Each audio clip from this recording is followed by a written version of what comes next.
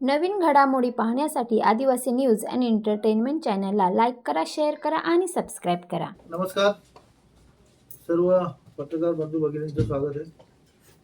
ही पत्रकार परिषद घेण्याचं कारण तुम्ही कालच ऐकलं असेल का विरोधी पक्षनेत्यांनी जे आवाढव्य वक्तव्य केलं त्याला सत्ताधारी म्हणून आम्ही उत्तर देणं क्रमप्राप्त आहोत. आज लोकांना गुमराह करण्याचं काम त्यांनी जे केलेलं आहे ते तुम्ही बघितले असेल.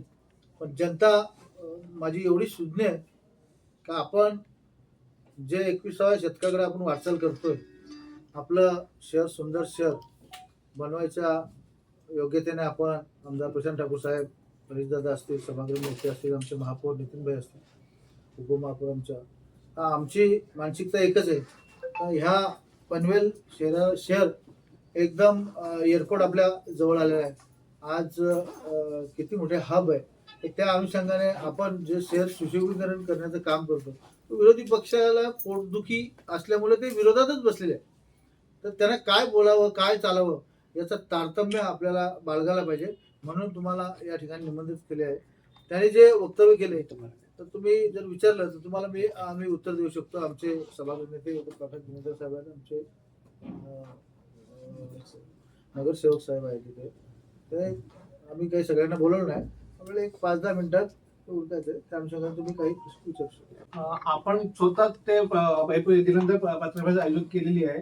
तुम्ही सुरुवात करा, म्हणजे काय मुद्दे तुम्ही त्यांनी आरोप काय केले त्यावर तुम्ही ऐकले असतील ना. आम्ही ऐकले. तुम्ही तुमच्याकडनं कळलं पाहिजे. तुम्ही सुरुवात करा, मग आम्ही करतो. त्याने जे पहिले लाईटचा विषय काढला, लाईटची काय गरज आहे ती पहिल्यांदा त्याने अभ्यास करा. ती लाईट नसून त्या ठिकाणी आपल्याला बाबासाहेब आंबेडकर पुतल्यापासून त्या आपण शिवाजी महाराजांच्या पुढे गेल्यानंतर आपला भाजी मार्केट तोपर्यंत आपण डेकोरेटिव्ह पोल, म्हणजे या ठिकाणी गावागावातून पनवेल शहरामध्ये नागरिक येतात आणि महामानव बाबासाहेब आंबेडकर साहेबांनी आपल्याला जी घटना केली त्या तिथपासून सुरुवात करतोय आपण. आणि त्यांच्या जे सुशोभीकरणावरती बोट ठेवतात, आज ती जुनी पोल आहेत ते 12-14 वर्ष झाले आणि ते जुन्या काळातले आहेत.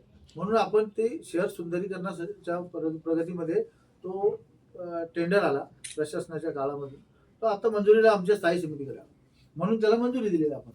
दुसरा प्रश्न त्यांनी केला तर ते शौचालय, फिरते शौचालय काय गरज आहे. अरे काय गरज आहे असं बोलण्यात तारतम्य. तुम्ही विरोधी पक्ष नेते, तुमच्याच नेत्यांना विचारा काय गरज आहे. तुमच्या नेत्यांनी कार्यक्रम ठेवल्यानंतर महापालिकेकडून ते शौचालय आपण भाड्याने घेतो किंवा आपण मागणी करतो, तर ते पण गरज आहे ना. आता आपल्याकडे हिंदगी चादर झाली, आपल्याकडं मराठा मोर्चा निघाला, आपल्याकडं ही वारकरी संप्रदायाची भूमी आहे. त्यामध्ये सप्ते, बाकीच्या शाळांचे कार्यक्रम खूप सारे होत असतात. आपल्याकडे जुने फायबरचे होते, पण त्यांची दयनीय अवस्था बघता त्या ठिकाणी हा प्रस्ताव आपल्याकडे आला आणि त्या आपण स्टेनलेस स्टील SS304 या क्वालिटीचे आपण ते शौचालय मागवलेले आहेत. आम्ही ह्या विषयाला स्थगिती दिले तरी सांगतात भ्रष्टाचार झाला. ही कुठली बोलण्याची भाषा आहे.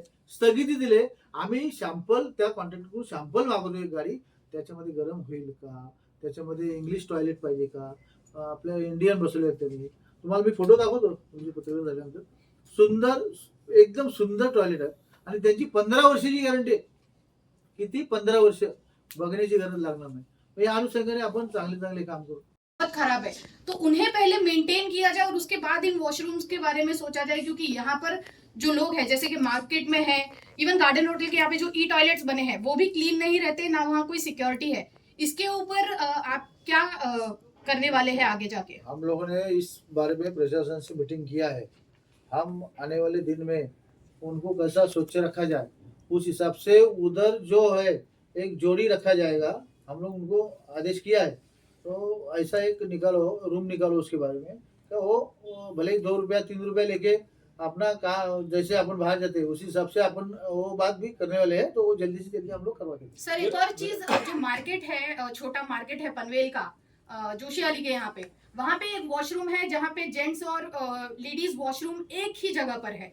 उसके ऊपर क्या एक्शन लिया जाएगा, क्योंकि महिलाओं के लिए ये बहुत ही कह सकते हैं टेंशन की चीज है, क्योंकि जब एक ही जगह पर जेंट्स और महिला वॉशरूम होता है तो महिलाओं के लिए अनकंफर्टेबल सिचुएशन हो जाती है। ठीक है, हम लोग जल्दी आपका सवाल हम लोग देख लिया है, तो जल्दी हम खुद विजिट करेंगे, जरूरत है उसको जल्दी से जल्दी हम लोग वो हिसाब से बना देंगे। विनयदार साहब, क्या जो पनवेल महानगर पालिका है उसके सभी जो इलाके हैं जहां जहां रिक्वायरमेंट है, कोई इसका इम्पैक्ट असेसमेंट कोई किया गया है क्या महानगर पालिका के जरिए कि सभी जगह पर जहां जहां रिक्वायरमेंट है वहां पर शौचालय की? आपने बहुत अच्छा दोबारा सवाल किया है। पनवेल म्युनिसिपल कॉर्पोरेशन के अंदर बहुत सारी ऐसी जगह है कि वहां पर परमानेंट शौचालय बनाने की जरूरत है, अभी भी है। जैसे कि मैं आपको एग्जांपल बताऊंगा कि सिड़कों की जगह पर जो भी स्लम एरिया है उसके ऊपर अगर शौचालय बनाने जाएंगे तो बहुत बार उनको निष्कासित किया गया है, तोड़ दिया गया है सड़कों ने। तो उनके लिए फिर घूमने वाला शौचालय अगर नहीं रहेगा उधर तो उनकी बहुत बड़ी मुश्किल पैदा हो जाती है। हमने मंत्रालय में सवाल पूछा था कि सार्वजनिक रूप से कोई शौच में बैठेगा नहीं, अगर बैठता है तो उनको जो भी शासित किया जाता है उसके लिए। तो हमने पूछा कि उधर शौचालय बनाने के लिए परमिशन भी देते नहीं, रोड पे बैठने के लिए भी परमिशन देते नहीं, तो ऐसा कुछ इलाज है क्या कि वो शौचालय के लिए जाएगा ही नहीं? ऐसा सवाल मैंने पूछा था मंत्रालय में। तभी सिडको के एमडी भी उधर उपस्थित थे, उनको तभी बताया गया कि स्लम एरिया जिधर भी है उनको अगर रोड पे शौच के लिए नहीं बैठना है तो उधर शौचालय बनाने की परमिशन देनी चाहिए। कई जगह पे ऐसा भी हुआ है, अभी भी हो रहा है कि जिधर शौचालय बनाया उधर जाके वो तोड़ रहे सिडको वाले। तो कम से कम इनके लिए तो अपना फिरते शौचालय की जरूरत है कि इसके लिए ले लेंगे और उधर भी कुछ जिधर भी जरूरत है उधर लेके जाके इंसानियत के नाते उनको इस सुविधा देना जरूरी है, ऐसा हम मानते हैं। आपने जो पूछा दोबारा मैं ये दोहराता हूँ कि कई जगह पे शौचालय बनाने की जरूरत आज भी है। जो आइडेंटिफाई हम लोग कर रहे हैं एरिया, जो पता चले उसके ऊपर उधर भी जगह रहेगी बनाने के लिए अपने महानगर पालिका के लिए, तभी उधर और भी शौचालय बना देंगे। महानगरपालिकेने घेतलेच नाही, न घेणाऱ्या विषयावर पण महानगरपालिका भ्रष्टाचार करते असं त्यांचं जे वक्तव्य आहे याच्यावरूनच अंदाज करा की त्यांची दिशा कुठल्या पद्धतीची आहे आणि त्यांचा विचार काय आहे, त्यांचं व्हिजन काय आहे। फक्त आरोप करणे हाच त्यांचा उद्देश आहे। लोकांच्या मध्ये बुमरांग म्हणजे गैरसमज पसरवणे आणि लोकांना दाखवणे की आम्ही बघा किती हुशार आहेत। जर ते हुशार आहेत, बुद्धिमान आहेत, माझे मित्र आहेत, तर त्यांना हे कळायला पाहिजे। 17 वेळा त्यांनी महासभेमध्ये पण सांगितलंय, पत्रकार परिषदेमध्ये नेहमी सांगतात, बोलताना भाषणामध्ये सांगतात की मी पुराव्याशिवाय बोलत नाही। मग त्यांनी 200 कोटीचं कॉन्ट्रॅक्ट निघाले याचा पुरावा तर द्यावा आणि मग त्याच्यानंतर त्यांनी हे बोलावं, असं माझं जाहीर चॅलेंज त्यांना आणि आव्हान आपल्या माध्यमातून आहे। त्यांनी सांगितलंय की या सर्व विषयांवर एकच विजन आहे का प्रत्येक अधिकाऱ्याला 10 पत्र द्यायचं, 10 पत्र द्यायचं। कोणतरी रिटायर बसले 10 त्या अधिकाऱ्यांनी पत्रच वाचायची का कामं पण करायची बाकीची, हा माझा त्यांना सवाल आहे। पत्र प्रत्येक ठिकाणी ना आलं का परत त्याच्यावर महासभेत उठवणार, स्टँडिंग मध्ये उठवणार, म्हणजे हा कुठला कामाची पद्धत आहे का? एक पत्र तुम्ही विरोधी पक्ष तुम्हाला 100% माहिती हवीच, द्यायलाच पाहिजे, आम्ही मान्यच करतो। पण पत्र तो माणसाने गुमराह करून ठेवायचं। मग महानगरपालिकेची जनतेची कामं करायची का तुमच्या पत्राला उत्तर द्यायचं? कोण रिटायर आणून ठेवलाय माणूस त्याच्या अनुषंगाने करत बसतो दिवसभर उद्योग, असं करू नये त्यांनी। मुकदम साहब, लगता है आपको कि इसके पीछे कहीं ना कहीं एक शासन की एक पॉलिटिक्स चल रही है अरविंद मात्रे के जरिए, लगातार पत्र देने का, झूठा आरोप लगाने का, जैसे खुद विनयदार साहब कह रहे हैं कि बिना किसी तथ्य के, बिना किसी सबूत के उन्होंने आरोप लगाया है 200 करोड़ के घोटाले का। इसके पीछे की कहानी क्या आपको लगता है कि वो एक शासन की मानसिकता चल रही है? देखो, जिला परिषद में मैं उनके साथ में था, हम लोग एक ही दोस्त थे, मित्र है, सब कुछ है, लेकिन काम करने का हर एक का तरीका अलग अलग होता है। किसी को हरेसमेंट करने का काम करेगा तो अरविंद जी म्हात्रे जैसा ही आदमी होना चाहिए। हरेसमेंट करने का काम करने का, पब्लिक का काम करने का नाम ही नहीं। इधर उधर जाएगा, फोटोबाजी निकालेगा और आप लोगों को बातमी देगा और लोगों को गुमराह करेगा, लेकिन जनता सुनने वो सब समजती है। सर, विरोधक असं म्हणतात की नाही, इतपत आम्ही तसे नाही आहोत। आमच्यामध्ये अनेक प्रकारचे सुशिक्षित आहेत, सुसंस्कृत आहेत, वेल क्वालिफाईड आहेत, वकील आहेत, डॉक्टर आहेत, इंजिनियर आहेत आणि कॉन्ट्रॅक्टर पण आहेत। त्याच्यामुळे सगळे आम्ही जाणतो।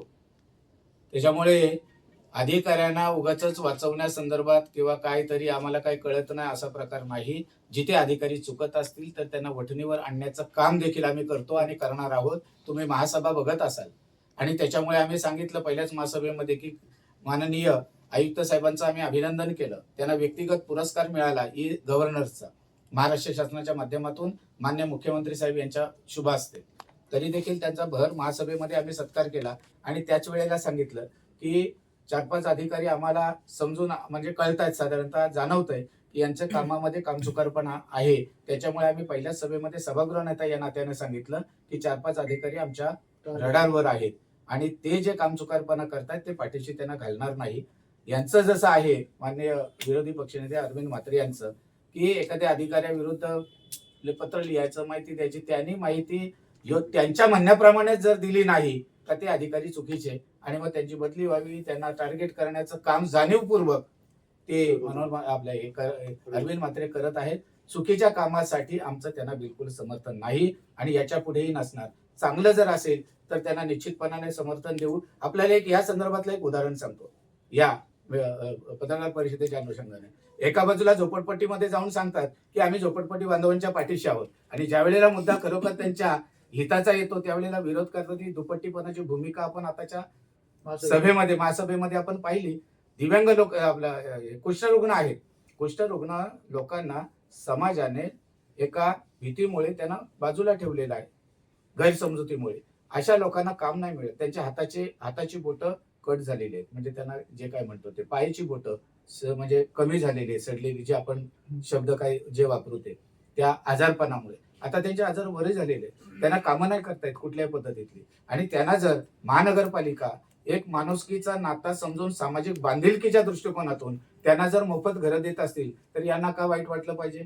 या बाजूला सांगणार नाही द्यायचं. महासभेमध्ये तुम्ही ऐकलं. त्याच्यानंतर 9 घरं डिमार्केशन झालेल्या त्या जागेमध्ये आहेत, त्यांना जोपर्यंत उठवत नाही तोपर्यंत तिथं इमारत बांधू शकत नाही. मग त्यांचंही सामाजिक बांधिलकीच्या दृष्टिकोनातून फुकट घरं नाही, बांधकाम खर्चाला अधीन राहून त्यांनी ते खर्च द्यायचं आहे. त्यांनी राहून त्यांना 9 घरांना आम्ही तिथे घरं देतो हा ठराव आणला तर त्यांना पण विरोध दर्शवण्याचं काम या लोकांनी केलं. आपण महासभेमध्ये पाहिलं असेल. आणि म्हणून एका ठिकाणी झोपडपट्टीमध्ये जाऊन सांगायचं आम्ही तुमच्या पाठीशी आहोत आणि जिथे त्यांना न्याय द्यायचा आहे त्यावेळेला मात्र त्यांच्या विरोधात उभं राहायचंय. ही दुपट्टीपणाची भूमिका आपण पाहिलेली आहे. अशाच पद्धतीतली त्यांची दुपट्टीपणाची भूमिका अधिकाऱ्यांच्या बाबतीमध्ये तसंच राहतंय. जायचं आणि आम्ही तुमच्या सोबत आहोत आणि मागच्या बाजूला उंगली करायची, अशा पद्धतीतलं काम फक्त ही लोक विरोधी पक्षांची बसलेली आहेत ती करतायत. आणि जनतेच्या पनवेलमधील जनतेचे मनपूर्वक आभार व्यक्त करतो की भारतीय जनता पक्ष, शिवसेना, राष्ट्रवादीच्या नेते मंडळींनी विश्वास ठेवून या उमेदवारांना थम्पिंग मेजॉरिटीनं या ठिकाणी अधिकार प्राप्त केलेला आहे. आणि याच कारणामुळे त्यांना अल्पमतात त्या ठिकाणी बसावं लागतं. 5 जणांची, 4 जणांची आणि 13 जणांची असं त्यांचा 18 जणांचा विरोधी पक्षनेते आहे. 5 जणांचा गट वेगळा आहे आणि 13 जणांचा गट हा वेगळा आहे. आपल्याकडे आहे जिमचा का आपले जिम कशासाठी तर आपल्याला ते त्यांनी कर्नाला अकॅडमी त्या ठिकाणी फुटपाथवरचे 2-3 फोटो आणले आणि दाखवले. ती क्रॉसफिट जिम आहे.